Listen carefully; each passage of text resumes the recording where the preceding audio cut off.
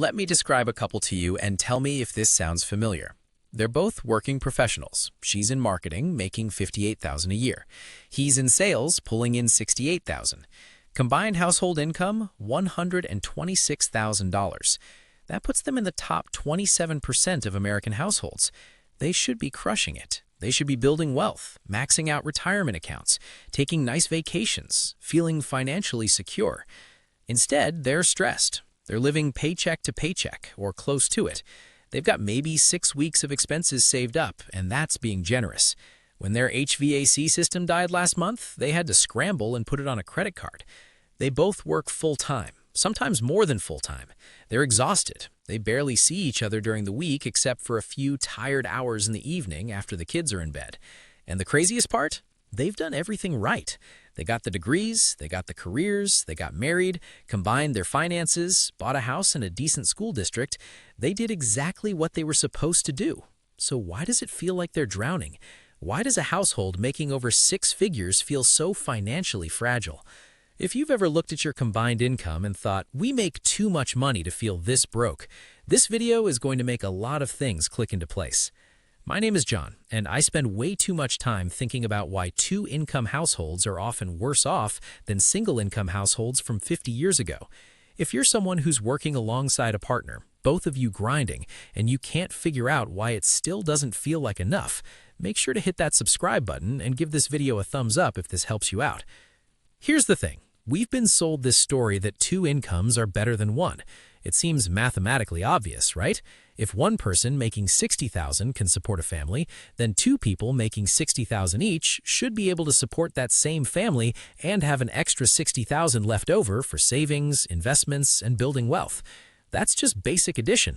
Except that's not what happened. What actually happened is one of the biggest financial bait and switches in modern American history, and almost nobody talks about it. The term for this phenomenon is the 2-income trap, and it was coined by Elizabeth Warren. Yes, that Elizabeth Warren, back in 2003 when she was still a Harvard bankruptcy law professor, long before she became a senator.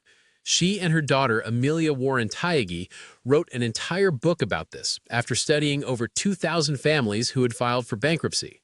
And what they found was genuinely shocking. Having 2 incomes didn't make families more financially secure. It made them more vulnerable. It made them more likely to go bankrupt, not less.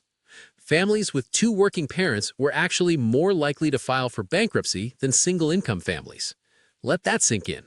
Working twice as hard, bringing home 2 paychecks, doing everything the modern economy told you to do, and you end up more likely to lose everything. That's not a personal finance failure.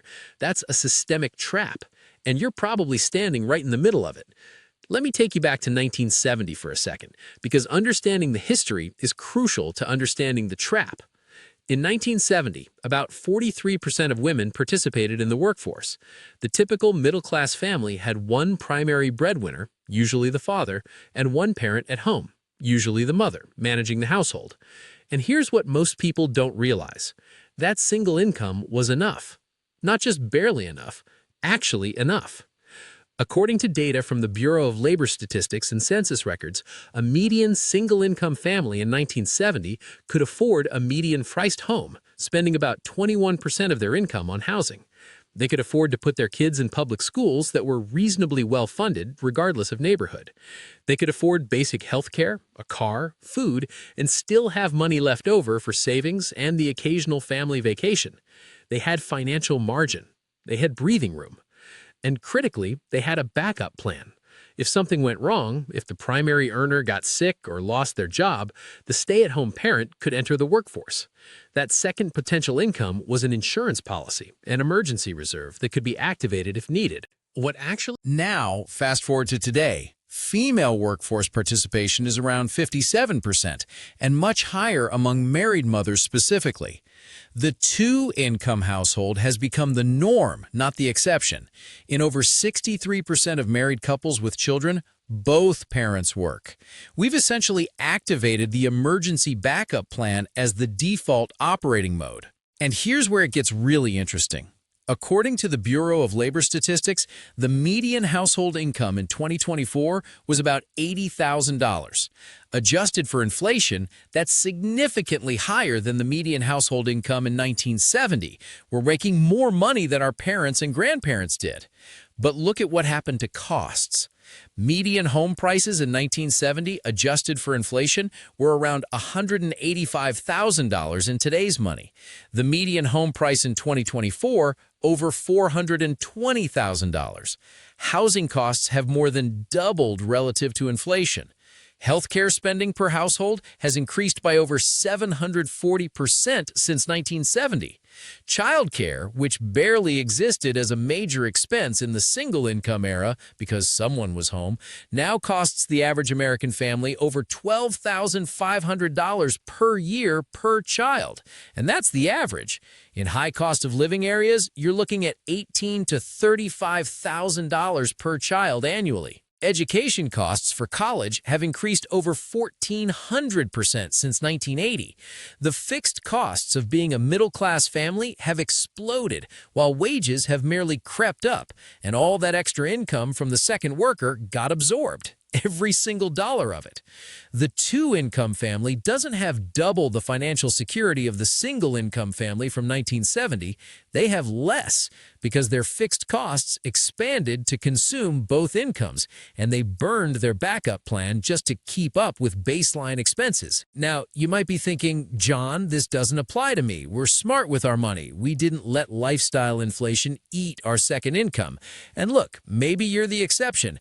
But let me walk you through the math of what actually happens to that second income. And I want you to be honest with yourself about whether this applies to your situation. Now, let's say one partner makes $75,000 and the other makes $55,000. That's $130,000 combined, which feels like a lot. Let's focus on what happens to that $55,000 second income. First, there's taxes. Because of the way progressive tax brackets work, that second income gets taxed at a higher marginal rate than if it were the only income. The first $75,000 gets taxed at lower brackets, but that additional $55,000 comes in at the top of the stack.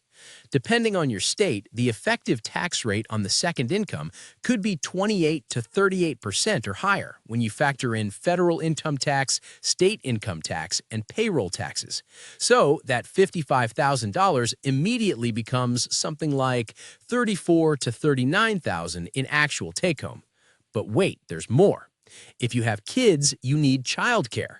The average cost of daycare in America is about $16,000 per year per child. Got two kids? That's $32,000. You haven't even left the house yet, and your $55,000 income is now worth maybe $7,000. And we're not done. Two working parents means two commutes. The average American commute costs about $6,000 per year in gas, maintenance, and vehicle depreciation. That's if you're driving. If you're paying for parking downtown, add another $2,000 to $4,000.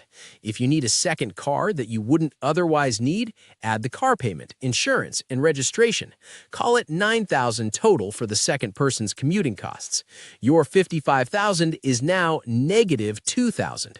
But let's keep going because it gets worse. Two exhausted working parents means less time and energy for cooking, cleaning, home maintenance, and all the tasks that a stay-at-home parent might otherwise handle. Studies show that dual-income families spend significantly more on convenience services and prepared foods. They're more likely to hire house cleaners, order delivery, pay for lawn services, buy pre-made meals, and eat out more frequently because nobody has the energy to cook after a 10-hour day, including commute. These exhaustion expenses can easily add another $6,000 to $12,000 per year compared to a household where one person has time to manage domestic labor. So let's add it up. That $55,000 second income minus $19,000 for taxes, minus $16,000 for childcare for one child, minus $9,000 for commuting costs, minus $8,000 for convenience expenses and exhaustion spending, you're at $3,000. That's not a typo.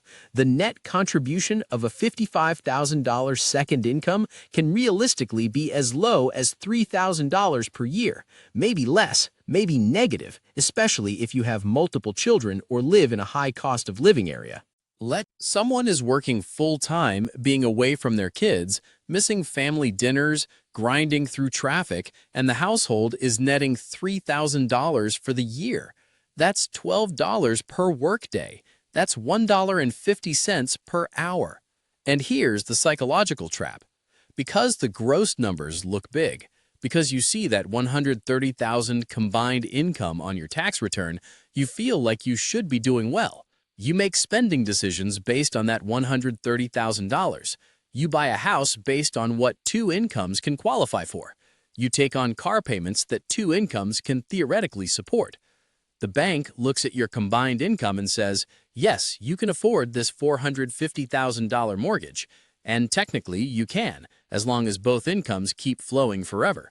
As long as neither of you gets sick or laid off or burned out or needs to take care of an aging parent or has a child with special needs or hits any of the 1,000 unexpected life events that humans encounter.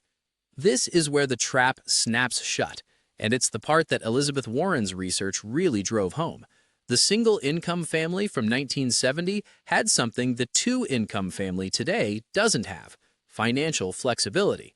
If the breadwinner lost their job, the stay-at-home parent could find work. Not ideal, but it was a backup. It was margin. It was resilience. The two-income family has already played that card. Both incomes are already fully committed to the monthly nut. There's no backup plan. There's no reserve income to activate. If either partner loses their job, gets sick, or can't work for any reason, the family doesn't just lose that income, they often can't maintain their fixed costs, even temporarily, because those costs were sized for two incomes. This is why Warren's research found that two-income families were more likely to file bankruptcy. It's not because they were irresponsible, it's because they had no margin for error. They were operating at 100% capacity with no reserves. Like a car running with no oil in the engine. Everything works fine until it doesn't, and then everything breaks at once. A 2023 study from the Federal Reserve found that nearly 37% of American adults couldn't cover a $400 emergency expense without borrowing or selling something. 37%. And many of those people are in dual-income households making solid money on paper. They're not broke because they don't earn enough. They're broke because their expenses expanded to consume every dollar of their combined earnings, and they're one unexpected transmission repair away from financial crisis. And here's what really gets me. The expenses that consumed the second income weren't luxury expenses. They weren't boats and vacations and frivolous spending, at least not primarily. They were housing and childcare and healthcare and education. They were the fixed costs of participating in the middle class. Look at housing specifically, because this is where the bidding war effect becomes clear. In the single-income era, families competed for housing based on one income. When two-income families became the norm, families suddenly had twice the purchasing power for the same houses. What do you think happened to prices? They got bid up, way up. If everyone has two incomes, then two incomes become the baseline requirement. And suddenly, you need two incomes just to afford what one income used to buy. It's like an arms race where everyone escalated and nobody won. The same thing happened with education. School districts are largely funded by property taxes, which means good schools exist in expensive neighborhoods. Parents naturally want to live in areas with good schools. So families started bidding up property prices in good school districts using their two incomes to outbid others. This created what Warren calls the bidding war for educational opportunity. The price of admission to good public schools became a $450,000 mortgage instead of a $185,000 mortgage. You're not paying tuition, but you're paying the tuition equivalent in your housing costs. And once you're locked into that mortgage, you're locked into needing both incomes forever. You can't go down. You can't go back to one income. The trap has closed. Now, you might be thinking, okay, John, but what am I supposed to do? I can't just have my partner quit their job. We need both incomes to survive. And I hear you. That's exactly the trap. You need both incomes to survive the lifestyle you've built around both incomes. But here's the mindset shift that changes everything. You need to start treating the second income like it's temporary, even if it isn't. Here's what I mean. Most families do the opposite. They treat both incomes as permanent and guaranteed, and they build their fixed costs accordingly. They buy the house that two incomes can afford. They lease the cars that two incomes can support. They enroll the kids in activities and schools that two incomes can pay for. And then they're stuck. They've built a life that requires two incomes to function, which means neither partner can ever stop working even if they want to, even if life circumstances make it necessary. The alternative approach is what I call the one-income foundation.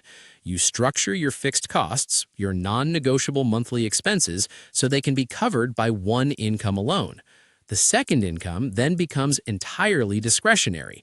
Savings, investments, debt payoff, or yes, some lifestyle enhancement.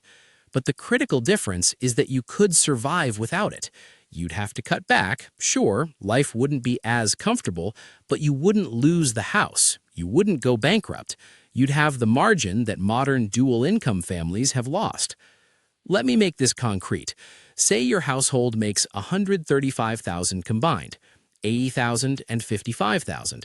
Instead of taking on a mortgage that requires $110,000 or more in annual income to service, you take on a mortgage that can be comfortably covered by $65,000. Instead of having two car payments, you have one or none. You live in a neighborhood that's maybe slightly less prestigious, with schools that are good but not elite. You buy the house that one income can afford, and you bank the difference. Now, that second income, or at least the majority of it, goes straight into building wealth. Emergency fund first, then retirement accounts, then taxable investments. Every dollar you invest is buying back optionality.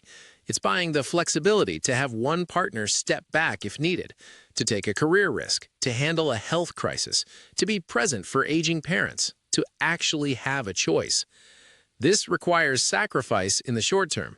It means driving past the nice houses you could technically qualify for. It means explaining to friends why you're not upgrading your lifestyle even though you got a raise. It means resisting the social pressure to spend like a dual-income family because you're building like a single-income family. But here's the payoff. Within 5 to 10 years of this approach, something magical happens. The investments you made with that second income start generating their own income. Compounding takes over.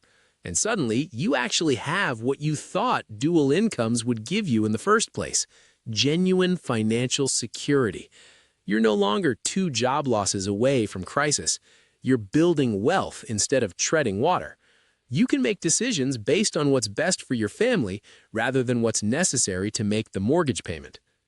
I want to leave you with one final thought because I think it reframes this whole conversation.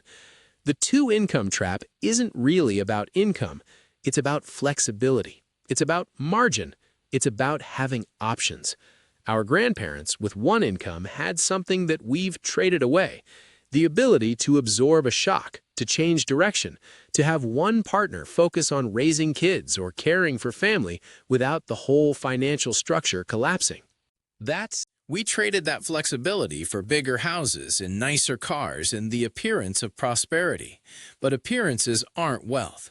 Cash flow isn't security, and two incomes aren't better than one if both of them are already spent before they arrive. The families who thrive financially in the modern economy aren't the ones who earn the most. They're the ones who've preserved their flexibility, who've refused to let their expenses expand to consume their income, who've kept their backup plan in reserve instead of deploying it just to keep up with the Joneses. You can earn your way out of a lot of problems, but you can't earn your way out of a trap you don't even know you're in. Now you know. The question is what you're going to do about it. If this video helped you see your finances differently, make sure to smash that like button and subscribe to the Penny Plan for more content that challenges how you think about money. We traded that